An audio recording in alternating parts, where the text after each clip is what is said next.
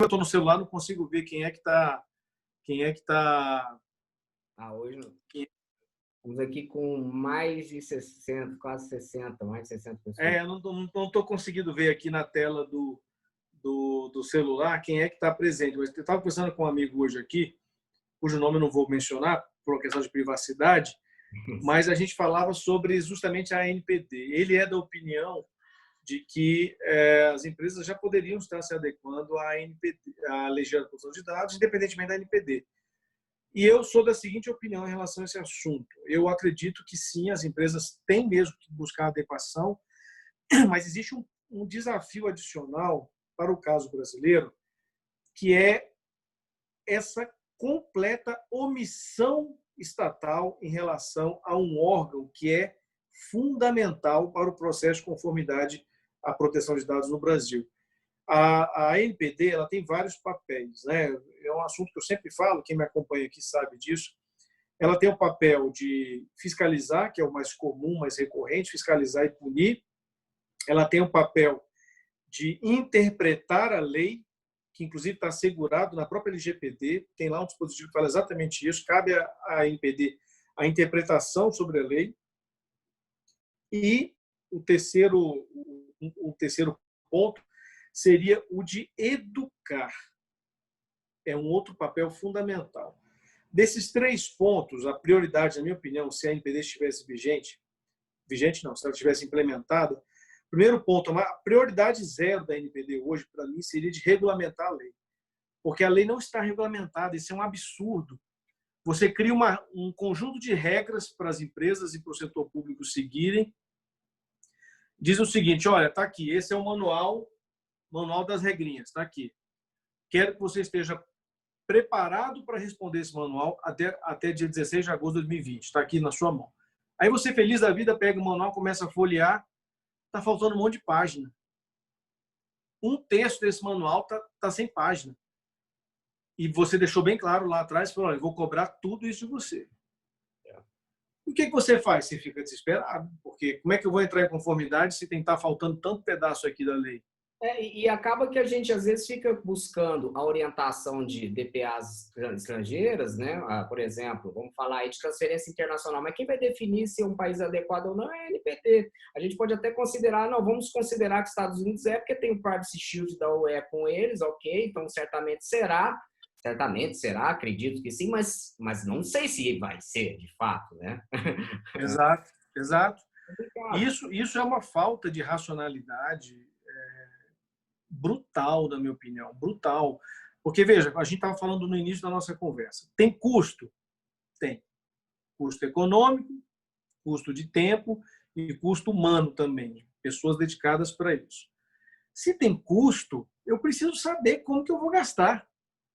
Então, qual que é uma fórmula adequada para realizar, por exemplo, um relatório de impacto à proteção de dados? Não tem ninguém falando, não tem uma autoridade que diga. Então, eu vou pegar o modelo. Nós estamos pegando os modelos mais burocráticos e complexos do mundo, que são os da União Europeia. E que não são da nossa cultura, né? A gente, às vezes, eu me deparo, você deve se deparar muito com isso, por exemplo, contratos de controlador com operador, com uma série de obrigações que não é da nossa cultura. E hoje nós estamos cumprindo um papel que é até arriscado, porque a gente interpreta isso, tenta migrar e fazer um balanceamento com o que é ideal, nosso direito civil, etc. E pode ser que chegue a autoridade e fale diferente, né? Não, é muito complicado. É muito complicado. Porque, de novo, sem os guidelines, sem as diretrizes da nossa autoridade brasileira, nós estamos nos fiando na autoridade dos outros, como você falou, as DPAs lá da União Europeia, não sei de onde. Esses dias eu estava olhando, estudando os guidelines da autoridade de Singapura, cara, excelente, inclusive, até recomendo o PDPC lá, muito bom, muito bacana, mas, poxa vida, o que você aplica no Brasil? É muito guideline, é guideline demais, rapaz, é coisa demais para você se espelhar, então você vai usar o teste do LIA, 4 etapas, 3 etapas, 2 etapas, 1 etapa e meia, 5, 8 etapas. Você não sabe o que você faz, entendeu? E aí você incorpora isso aqui na empresa, na sua empresa, Isso tem um custo, naturalmente, tem um custo, você vai gastar dinheiro com isso, e aí você não sabe se você está fazendo o que está certo, se vai ser aceito. Porque, para mim, a maior dor da ausência da autoridade é não saber se você vai aproveitar 100% do que você fez. Porque ainda que você aproveite 90%, é 10% de prejuízo que você tem, rapaz. 10%. E depende do que é o 10%, é sério, né? O que você imagina. Imagina!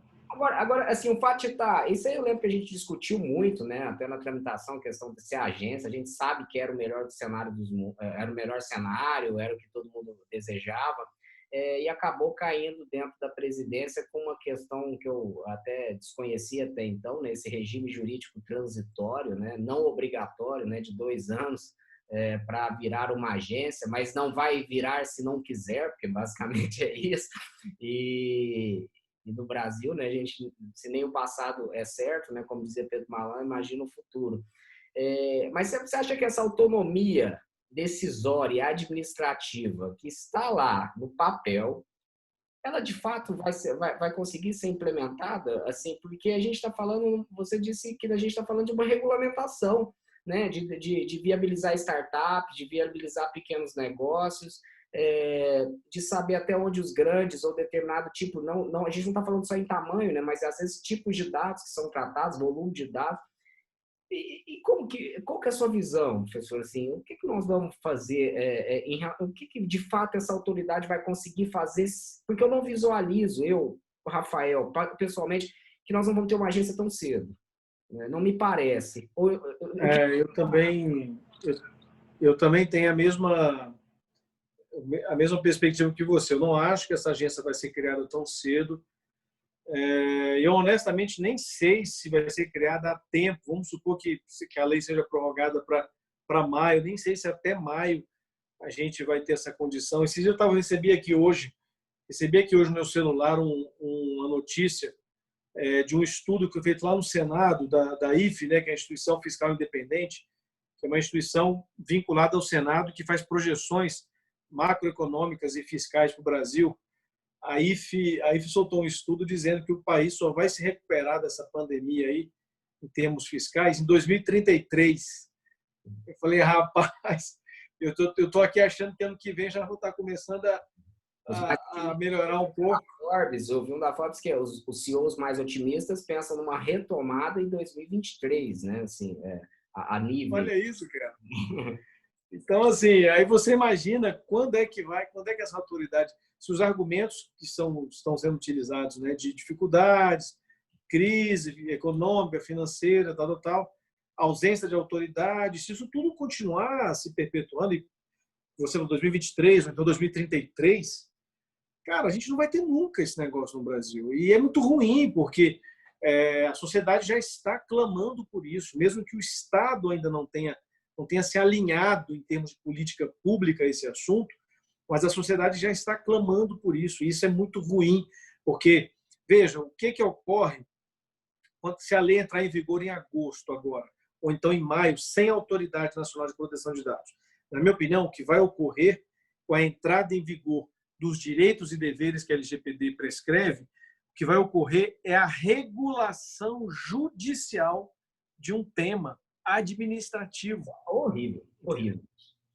Inclusive, isso o que me lembra? Com o Marco Civil, antes do regulamento, acho que é 8771, o regulamento do Marco Civil, várias demandas judiciais que a gente interpunha relacionadas à requisição de registro, identificar, né, um perfil falso, etc., a gente caía com uma tese de defesa dos provedores dizendo, olha, eu não tenho que armazenar porque depende de regulamentação. Eu ainda tenho medo ainda desse tipo de cenário também quando for o lado não da empresa, mas o lado do titular dos dados. Olha, você tem que fazer isso. Não, mas peraí, esse aqui eu não preciso. Por mais que seja objetivo, né? Porque era o prazo de guarda de dados também. Mas vai haver esse tipo de desafio. Agora sim, professor, até aproveitando essa sua deixa, né? Eu acho que a pandemia, num princípio que teve essa preocupação de que seria prorrogada ainda mais a LGPD, no fundo, na verdade, ela trouxe uma preocupação muito grande com os dados. O que mais, assim, você falou bem aí da questão da percepção de privacidade, Mas o que mais você tem visto na sua andança aí, em contato com várias autoridades de proteção de dados no mundo todo, de boas iniciativas ou uma nova roupagem sobre privacidade por conta da pandemia? Percebeu alguma mudança? O que você tem visto? Olha, na verdade, eu tenho observado, primeiro, como você falou, uma percepção, uma conscientização maior sobre o assunto. Então, a pandemia do coronavírus, ela está, sim, trazendo mais visibilidade para o tema de privacidade e proteção de dados. Não tem a menor dúvida. O Eduardo Staran, que é um profissional incrível desse assunto, ele publicou uma vez que a pandemia do coronavírus é o maior laboratório da história da humanidade em matéria de privacidade e proteção de dados. Eu achei muito bacana essa expressão, essa visão dele, porque de fato é o que está acontecendo, né? Então a gente tem na verdade dois debates em curso. O primeiro deles, leis de proteção de dados ou a privacidade atrapalham o convívio social, atrapalham a estabilidade social, o direito individual e fundamental à proteção de dados, ele pode impedir ou obstacularizar a satisfação do bem comum. Esse é um debate muito forte. Existe um dualismo falso nisso aí, na minha opinião, mas isso está acontecendo muito em vários países, né? E no Brasil esse assunto também está bem pesado com relação a exatamente esse debate. Apesar da gente não ter um sistema maduro, mas esse debate está muito forte aqui. Esse é um ponto. O segundo ponto é o esforço das autoridades de dados em demonstrar que há, sim, condição de conviver. Não existe um dualismo, um antagonismo entre privacidade e combate a crises, contenção de crises de saúde pública. Na verdade, ambos são e devem dialogar. E eu concordo com essa visão, Rafael, porque, especialmente, não adianta qualquer crise a partir de agora, qualquer crise que você imaginar será uma crise de privacidade. Qualquer crise. Uma crise financeira, uma crise, uma catástrofe natural, um meteoro que cai na Terra, o que quer que venha, que vai afetar a coletividade, ela será tratada, ela será combatida ou mitigada pelo poder público através do uso de dados pessoais. Não adianta a gente escapar desse debate. Isso é uma coisa que não tem mais para onde correr, na verdade. Então, as autoridades têm feito muito esforço. Eu acho que vai haver algum grau de, eu não digo de revisão da legislação, do regulamento europeu, coisa do tipo. Eu acho que vai haver uma nova visão do enforcement. O poder fiscalizatório das autoridades, ela vai passar a ter uma visão um pouco mais tolerante em relação a alguns aspectos de privacidade e de proteção de dados. Hoje isso já está acontecendo. Várias autoridades já publicaram, ou seja, tornaram realmente públicos em seus sites, em seus canais de comunicação, que estão atentas às dificuldades das empresas de cumprir as regras de privacidade e proteção de dados. Por uma razão evidente, o mundo está em crise. Então, por exemplo, não dá para você esperar que uma empresa cumpra prazos de requisição de acesso à informação de tratamento de dados. Os funcionários dessa empresa estão em casa, os sistemas estão, boa parte, desligados, crise econômica, crise... A política de atendimento não pensou que um dos responsáveis do comitê, eventual para atender esse direito, estava em teletrabalho. Tudo está mudando em relação a esse aspecto. Então, as próprias autoridades elas estão reconhecendo publicamente que elas serão tolerantes, porém não vão abandonar o cidadão. Então, esse redimensionamento do enforcement, ele vai acabar acontecendo de uma forma mais perene, na minha opinião. Vai haver uma discussão, porque se a gente estica demais essa corda, ela vai arrebentar. Então, se as autoridades forem muito rigorosas na percepção da aplicação dessas regras, elas vão acabar provocando uma crise social que vai levar em descrédito Porque o que é proteger a privacidade perto de proteger a vida?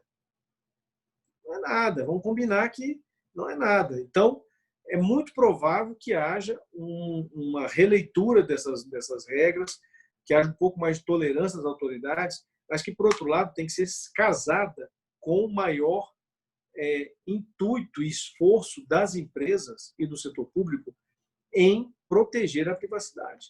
Também não é assim, eu alivio para cá para você montar em cima de mim. Não, não é. Não é. Eu vou aliviar para você ter mais espaço para se reorganizar com a visão que interessa, que é a visão da privacidade. Então, a empresa que seguir esse caminho tem tudo para sobreviver em mais um problema, que é o problema da privacidade em meio à pandemia, que não é moleza não, viu? Sem dúvida. E a gente ouviu muito falar, né, durante a pandemia aí sobre questões de compartilhamento de dados, inclusive alguma dessas guidelines que surgiram foram justamente tratando sobre a forma de se compartilhar esses dados, né, ou seja, prestigiando a anonimização, mas sempre falando muito da finalidade, e a gente acabou vendo também a medida provisória 954 aqui, que transferiu os dados que virou essa discussão da STF, que o senhor já falou, sobre direito fundamental, né, essa nova interpretação de proteção de dados dentro do direito à privacidade, e que era ali um compartilhamento excessivo, né, de empresas de telecom, dos dados de todos os usuários, e curiosamente ele previa até o endereço físico, sendo que a pesquisa claramente na medida provisória dizia que ia ser feita por telefone. Exatamente. Eu vejo assim que algumas coisas que são pouco faladas em relação à LGPD, e eu queria a sua opinião. A gente ouve muito falar sempre muito de consentimento, e eu gosto de dizer que eu acho que uma das questões principais que a gente deveria nos deitar os estudos agora, nesse momento, seria mais os princípios, sobretudo finalidade, necessidade e adequação. E no ponto de vista técnico, a gente tenta, do ponto de vista técnico, tem aí a própria questão dessas tecnologias. E aí eu vou já deixar na deixa para você falar, né? Porque a anonimização, quem vai definir o padrão técnico, né? O que você acha aí dessa... Pois existem dificuldades aí. Rapaz, é tanta dificuldade, você vê o próprio conceito de dado pessoal, né? O que é dado, o que é uma pessoa identificável, né? O que é uma informação relacionada a uma pessoa natural identificável? O GDPR tem lá um conceito que depois foi interpretado, mas nós não temos isso no Brasil. Nós temos até uma lei, a Lei de Acesso à Informação, que fala de informação pessoal, considerando esse mesmo adjetivo, identificável, mas não define o que é, e a gente não tem elementos objetivos para fazer isso. É uma coisa boba, como um conceito legal, né? Uma coisa muito simples. Imagina questões complexas, como você colocou aí agora, do próprio conceito de anonimização, o que é efetivamente essa anonimização, quais são os parâmetros, os modelos. De verdade, né? O que é a razoabilidade que a NPD vai definir como... É isso. A LGPD joga com palavrinhas muito abstratas e que não querem dizer nada, na verdade. Se você não tiver alguém que diga o que isso significa, como que você vai poder se defender de uma acusação de que esse dado não é anonimizado? Eu sou uma empresa, contratei uma empresa de TI, uma tecnologia tal, um software tal, apliquei todo o processo de anonimização segundo esse parâmetro. E aí, quem é que vai dizer que eu estou errado? Você junta um laudo técnico, mas aí se ela dizer que não é razoável é subjetivo, né? Mas, olha, usar toda uma rede de computadores superpotentes aqui é razoável, no nosso entendimento. Bom. Exato. Então, o consentimento, o que seria efetivamente, quais são os limites dessas qualificadoras do consentimento, né? O que é o consentimento livre aqui em termos de interpretação para o Brasil? O que é um consentimento informado em que medida? Como é que deve se dar esse tipo de prestação de informação? O que é um consentimento inequívoco? O que é um consentimento específico? O que é um consentimento apartado? Então, você tem dificuldades que tem, na verdade, uma origem técnica, né? Como concretizar isso? O que é o consentimento, prova do consentimento? Quais são os parâmetros para eu poder determinar a prova do consentimento? Eu digo que o titular concordou, ele disse que não, e quem é que vai poder fazer essa contraprova? Como é que eu produzo isso? Quais são os elementos que eu faço isso? E se a gente for entrar num lado mais ainda, mais dificultoso ainda, vou te colocar nisso não, porque o nosso tempo até já tá quase esgotando. Eu queria permitir também o pessoal fazer algumas perguntas, mas Pode fazer. Mas eu colocar aqui para você a questão do próprio legítimo interesse, né? Tido como a panaceia indevidamente, mas que em alguns momentos realmente é algo a ser aplicado. Mas eu não posso me colocar só numa autoridade, porque, aliás, foram poucas as autoridades que, de fato, se debruçaram sobre o interesse legítimo, ou se arriscaram, né? Pelo menos em pesquisas que eu tenho feito. E aí, eu já puxando para a minha última pergunta para você, dentre essas autoridades, se a gente pudesse escolher, né, ou desejar, soprar a velhinha do bolo de aniversário ali, esperando um sonho realizar, em qual autoridade de proteção de dados você desejaria que a nossa ANPD se espelhasse? Rapaz, eu tô assim, paquerando muito a autoridade de Singapura, sabe? O PDPC, eu tô achando ele é uma autoridade enxuta, tem assim uma atuação muito interessante no mercado. Realmente tem algumas semanas, cara, que eu tô paquerando esse modelo de DPA, o PDPC lá, e eu tô gostando muito do que eles estão fazendo. Eles estão fazendo uns guidelines muito legais. Eu vejo que eles estão atuando bastante em um diálogo muito franco com o próprio Estado, com o governo deles lá também. Mas eu realmente não sei. Eu acho que são muitos modelos. A gente tem aqui também, na América do Sul, alguns países com autoridades próprias também de proteção de dados. Eu acho que tem muitos modelos para a gente se inspirar. Mas eu não acredito muito que a gente deva copiar ninguém, não, sabe? Não. Até porque a gente já não copiou, na verdade. A gente já fez uma autoridade diferente de todo mundo, né? Tem um conselho consultivo, por exemplo, coisa que outras autoridades não têm. A nossa tem um conselho consultivo, tem um conselho diretor, tem um monte de órgão, ouvidoria, assessoria jurídica e por aí vai. Eu acho que a gente deveria construir uma autoridade com elementos bons de outras autoridades, mas adequada à realidade brasileira, no mínimo. Tem alguma autoridade que hoje está assim tão vinculada ao Poder Executivo? Assim, das mais relevantes, claro, né? Seria exigir muito. Olha, a da Argentina é vinculada diretamente também. A do Chile também. A de Portugal já é um modelo diferente. A de Portugal é vinculada à Assembleia Nacional, já tem um pezinho legislativo, então já é uma construção diferente, mas funciona bem o CNPD, funciona muito bem. E é uma autoridade enxuta, né? Bem pequenininha, acho que são 20 e poucas pessoas, se não me engano. Alguém comentou isso outro dia. São 20 e poucas pessoas. E tem os modelos mais complexos, a ICO, né? Do Reino Unido, com, sei lá, 500 funcionários. A espanhola também, eu vi, você postou e compartilhou recentemente. Isso, também é muito legal. Muito interessante, né? Com alguns modelos básicos aí para empresa, para startups, né? Empresas de pequeno porte também, para se orientarem. Eu acho que se tivesse que inspirar alguma coisa, eu acredito que a gente tem que inspirar em alguma que seja de fato que apoie os negócios e não só sancionatória, né? Porque os papéis de consulta, no Brasil a gente não tem muito a tradição e às vezes tem até o receio, que eu considero razoável dos empresários, em levar uma ideia ou uma operação para consulta prévia e você já ser autuado, né? Já sai autuado só com a consulta. Eu fico receoso disso.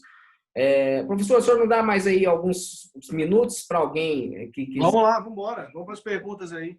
Vamos às perguntas. Vamos lá. Quem quiser fazer uma pergunta, pode colocar aqui no chat, ou pode colocar a pergunta no chat, ou pode só erguer aí a mão. A gente está com uma experiência, tá? E eu, como operador de videoconferência aqui, confesso que é a primeira vez que nós estamos usando, o IGDD já usou uma vez, mas nós estamos usando a plataforma do Simpla Streaming, né? Vocês perceberam aí, o Simpla foi muito... Chat desativado. E, e já está aí visualizando. Bom, vamos lá. Tem um aqui que ergueu a mão, Leonardo Farias. Vamos lá, Leonardo, deixa eu ativar aqui. Olá, pessoal, boa noite. Obrigado pelo evento. Meu nome é Léo Farias. Fabrício, eu gostaria de te fazer uma pergunta, que eu vejo que muitas pessoas têm dificuldade na adequação, principalmente, utilizam, né, a NPD como até uma desculpa mesmo para não iniciarem suas adequações, mas eu vejo que as normas técnicas, elas respondem muito das questões que estão sendo levantadas, principalmente as normas da família 27.000, que, inclusive, já tem um arcabouço normativo técnico falando da privacidade de dados. E ela também é utilizada como referência no arcabouço jurídico europeu.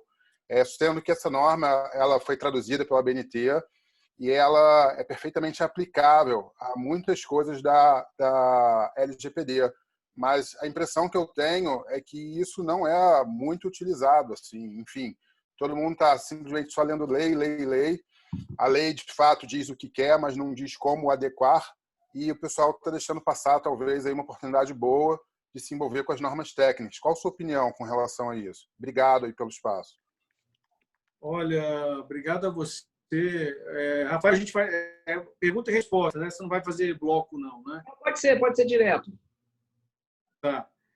Olha, eu vou te responder com uma visão daqui de casa, né, digamos assim, aqui do escritório. A gente pensou muito aqui no escritório como é que a gente faria o processo de adequação, tá?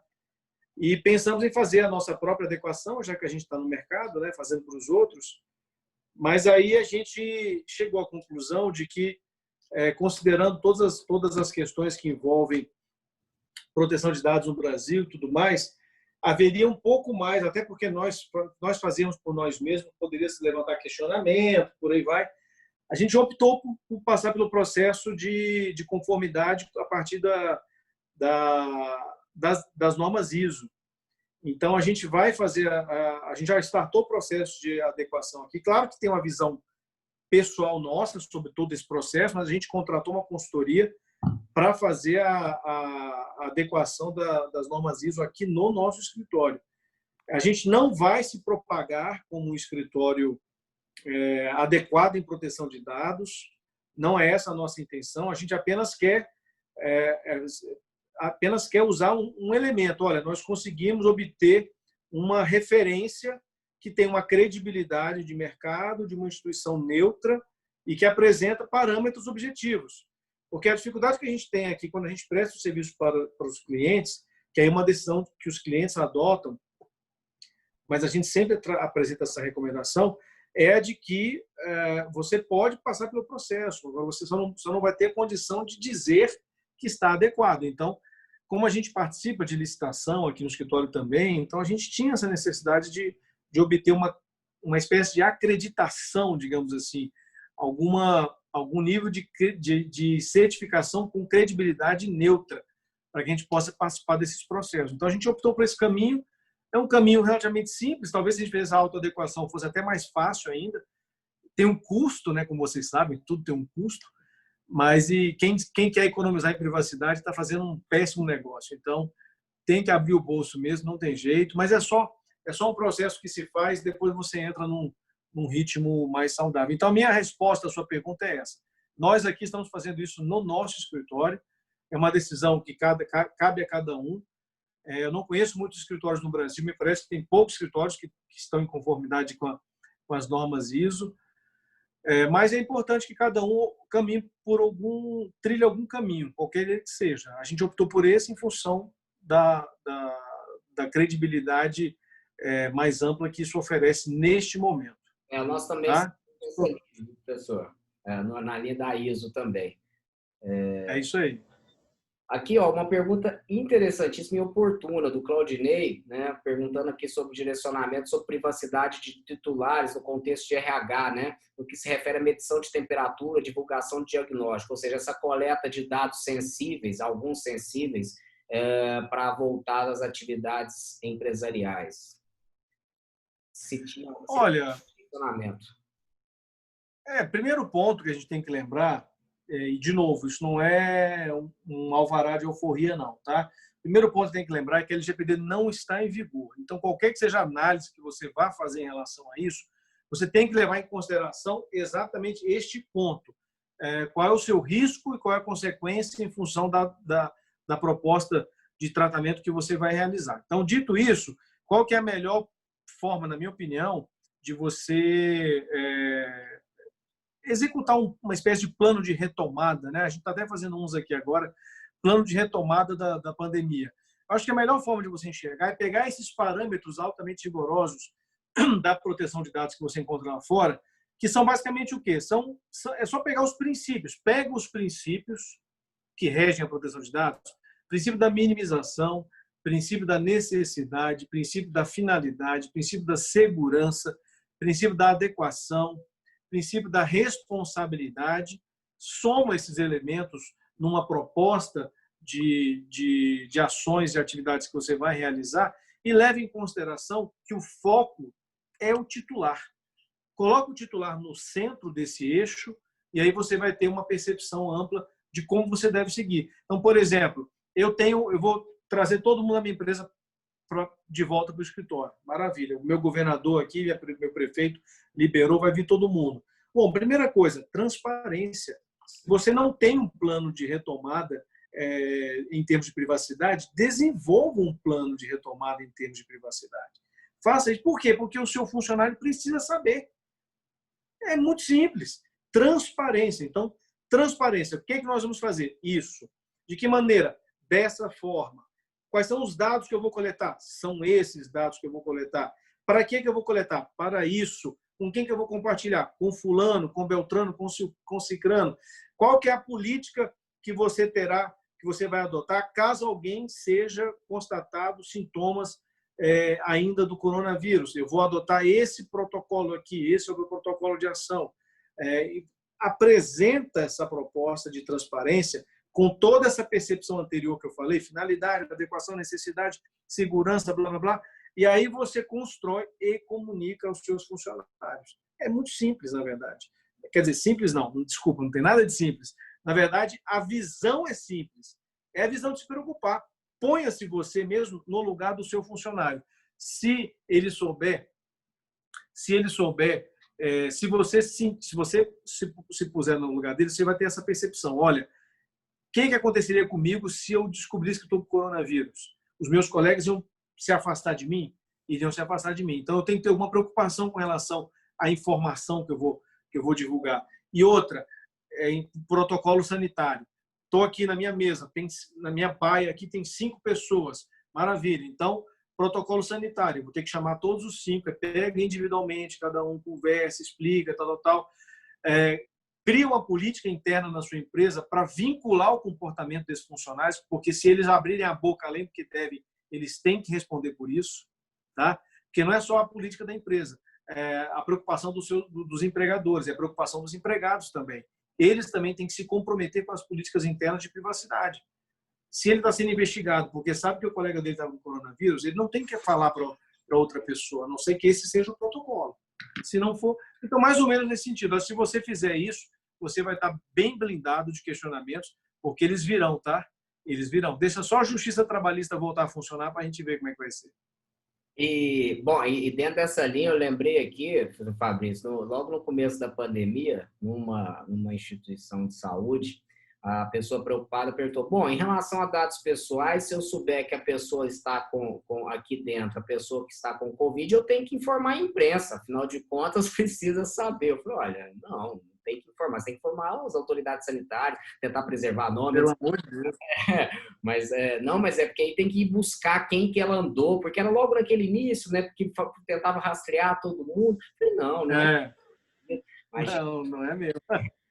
Bom, aqui o Luiz Alberto, já vi sua mão levantada, e tem uma pergunta aqui que foi anterior, do Afonso de Deus, uma pergunta bastante prática, mas que é bastante interessante na questão das bases legais, professor, que é aqui, ó, tem uma dúvida prática, trabalho com o mercado financeiro. Numa operação de desconto de duplicata, ele tem contato com o cedente, dele tem o termo de consentimento. Mas e o sacado? Né? Terei que contatar todos os sacados? Se sim, isso inviabilizaria o processo, já que são milhares de sacados. Olha, eu teria que estudar um pouco mais, porque os meus conhecimentos em títulos de crédito não estão suficientes para responder a sua pergunta. Mas provavelmente você teria um legítimo interesse aí para qualificar o tratamento. Mas eu te confesso que não é uma resposta que eu estou dando com segurança. Tá? Na verdade, também a gente está falando mais ou menos a situação de transferir para empresas de cobrança, né, a duplicata, etc., para cobrança, que a gente tem utilizado também a própria execução do contrato, né? Também como hipótese. Pode ser também, pode ser. Mas aí, o que eu acho que é interessante as pessoas saberem, né, professor, é que são 10 hipóteses legais, né? Não está travando, não tem que ter... Sim, exato. É como eu falei, o legítimo interesse é uma proposta interessante para responder essa sua pergunta. E você tem a proteção do crédito também ali como uma base coringa, né? Que não está muito bem definido o que seria essa proteção do crédito. A proteção da saúde do sistema de crédito, é a proteção do que exatamente? Então, pode ser que seja uma base útil também, né? Não, é muito complexo mesmo. O Luiz Alberto, pois não, vamos ativar aqui seu microfone, pode fazer a sua pergunta. Boa noite, está me ouvindo bem? Ouvindo bem. Sim, perfeito. Obrigado pela oportunidade aí, tenho acompanhado bastante, na medida do possível, né, Fabrício, quando tu vem falar com a gente. O que eu queria te perguntar é o seguinte, digamos que essa data de agosto de 2021 fique mesmo para sanções e que a vigência da lei fique em uma outra data, seja em maio do ano que vem, ou seja, agosto agora. Esse intervalo entre essas duas datas não vai causar, porque o que a lei está adiando para agosto do ano que vem são as sanções administrativas, né? Mas isso não impede, por exemplo, que um titular do dado recorra ao judiciário para fazer valer a sua voz, né? Ou até outros processos, como o PROCON, enfim, né? A gente não vai correr o risco de ter uma enxurrada para o judiciário nesse período, em que a gente não vai poder ter a atuação da NPD com sanções, por exemplo? Luiz, né? Luiz, eu acredito que sim. Eu tenho a mesma visão que você em relação a isso. Na verdade, eu tenho até, talvez o que você esteja falando seja realmente uma premonição, porque eu imagino que a sociedade vai ter, quando a lei entrar em vigor, a sociedade vai ter uma consciência muito grande, muito ampla sobre os seus direitos. E isso vai se massificar, isso vai viralizar. E aí, na ausência de uma autoridade com dentes, né? Porque a gente brinca que a lei tem que ter dentes, a nossa lei tem dentes, mas a gente está jogando esses dentes lá para frente. Vai ser uma lei banguela até agosto. Então, nesse intervalo entre a vigência da lei e a possibilidade de aplicação das sanções, é como se a sociedade ficasse com um vazio, um vácuo de proteção, porque não vai ter penalidade para ser aplicada. Então, ela vai se deslocar para o judiciário, não tem a menor dúvida disso. Vai se deslocar para fazer os seus direitos valerem, que é uma coisa que a gente escuta muito hoje, né? Tem empresas de comportamento ruim, de má fé, que você vai reclamar, por que a menina fala para você, ou então o rapaz fala do atendimento? Procure os seus direitos. É o que vai restar para as pessoas, né? Vão procurar os seus direitos na justiça. É o que vai acabar acontecendo. Obrigado. Desculpa, Luiz, certo? Temos mais só as últimas duas perguntas aqui, professor. Aliás, tem mais 3 e a gente encerra. São bem conectadas, né? Duas perguntas foram mandadas aqui, foram mandadas no chat direto para mim. Uma do Matheus Queiroz, que ele leu num artigo sobre que o titular dos dados pessoais não pode abusar do seu direito de pedir informações. Ele cita aqui até o artigo 187 do Código Civil, que é o abuso do direito, né? Aquele que no exercício de um direito comete um ato abusivo, né? Ou seja, contrário aos bons costumes, etc. E ele pergunta se a LGPD previu alguma limitação ao titular para que faça suas solicitações, ou seja, ou um tempo quando ele pode fazer uma nova solicitação após a primeira. Olha, na lei, na LGPD não tem realmente, e eu te confesso que isso é um dos pontos de maior frustração que eu tenho, porque eu participei do processo legislativo como assessor, e num dos textos dos relatórios nos quais eu trabalhei, eu coloquei exatamente um dispositivo para impedir, ele não é impedir, mas para limitar o abuso do exercício desse direito. A gente sabe que isso acontece no Brasil, inclusive no Brasil tem até no Brasil, no mundo, né, tem até a figura do mass report, né, que é a denúncia massiva, né, são requerimentos massivos de informação. Isso pode acontecer. Não foi aprovado esse dispositivo que eu sugeri, não foi acolhido. O GDPR tem uma limitação nesse sentido, inclusive até dando o direito do controlador de dados de cobrar pela informação que ele está prestando, mas no Brasil não temos nem o direito de cobrar e nem temos o direito de limitar. Então, de novo, caberá a duas possíveis soluções. Uma é judicial e a outra é administrativa. Administrativa através da ANPD. Se a ANPD conseguir ser sensível a esse apelo, eu acho que ele deve ser um dos tópicos que ela tem que se preocupar, ela poderá criar uma espécie de regulamentação para se conter esse abuso, porque realmente ele é bem provável que ocorra mesmo, tá? Agora, se não for por esse caminho, vai ter que se judicializar e jurisprudência, e, enfim, a gente sabe como é que isso vai se desenvolver. Mas são as duas únicas maneiras hoje de se trabalhar essa questão. Mas ela é uma questão que você tem toda a razão de levantar, ela é muito preocupante. O famoso advogado de porta de data center, né? Também tem que tomar cuidado aí.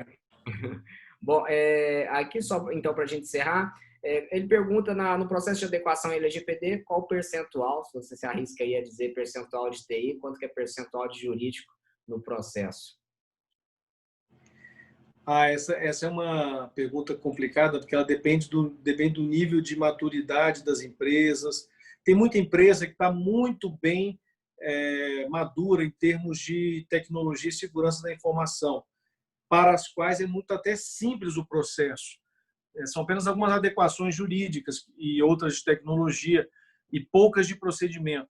Por outro lado, tem empresas que estão muito bem blindadas juridicamente, mas que têm uma segurança da informação frágil. Mas eu diria que num cenário ideal, digamos assim, num ambiente neutro, talvez o jurídico ficasse com 25%, 30% do trabalho de uma adequação que começa do zero.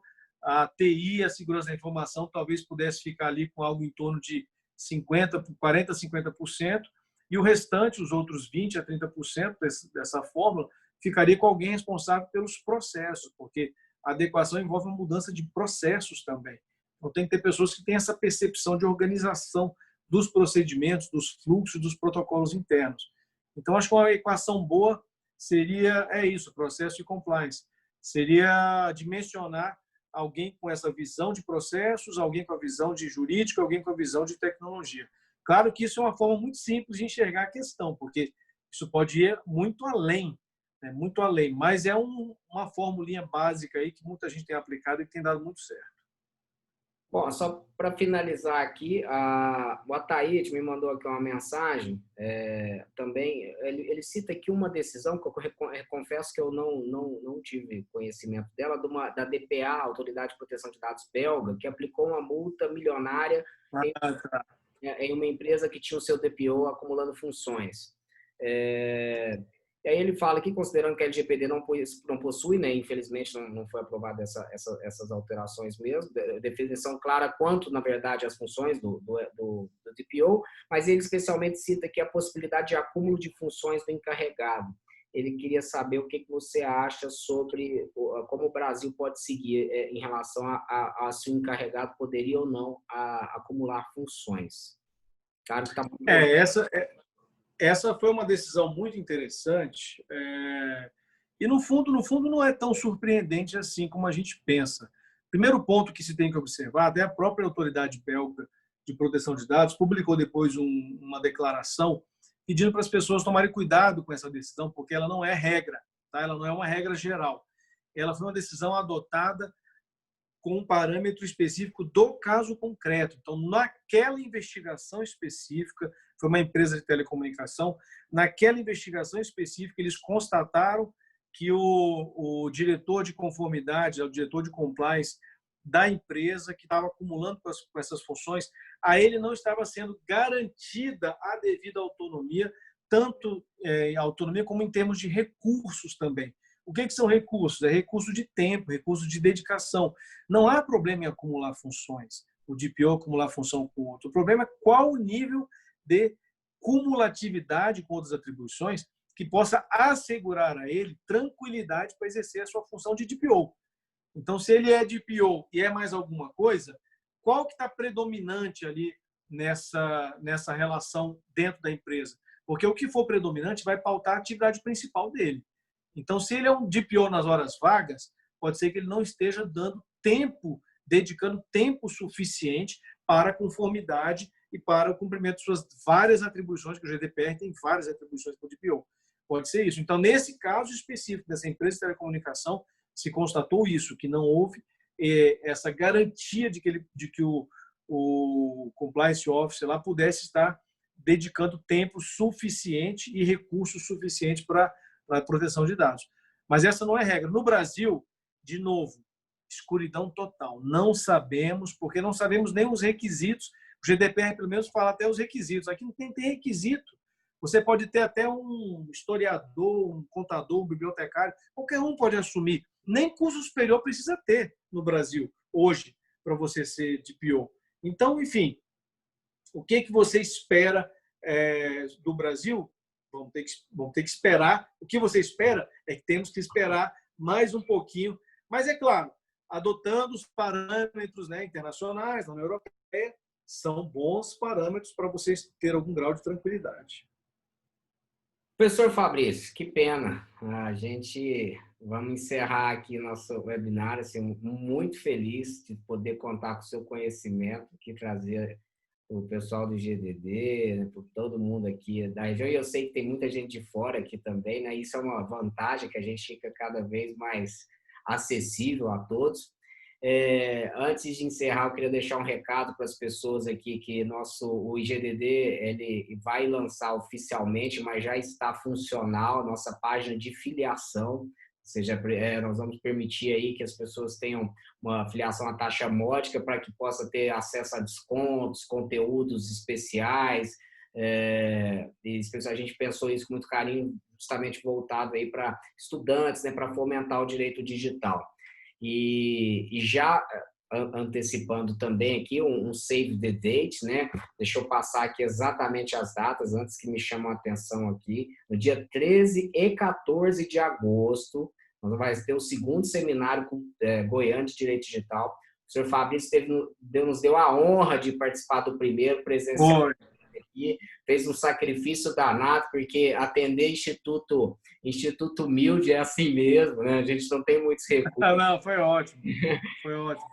Esse, por conta da pandemia, vai ser completamente online. Nós estamos fechando a grade. Vou ter a honra aí de divulgar em breve. Espero poder contar mais uma vez com o professor Fabrício também, nesse novo evento em agosto. Pode contar, já está aceito já. Faz publicamente que não pode voltar atrás. Por aí. Professor, muito obrigado. Agradeço mais uma vez o seu tempo. E, pessoal, o vídeo também vai estar exposto aí, alguns trechos que a gente vai divulgar no canal do GDD.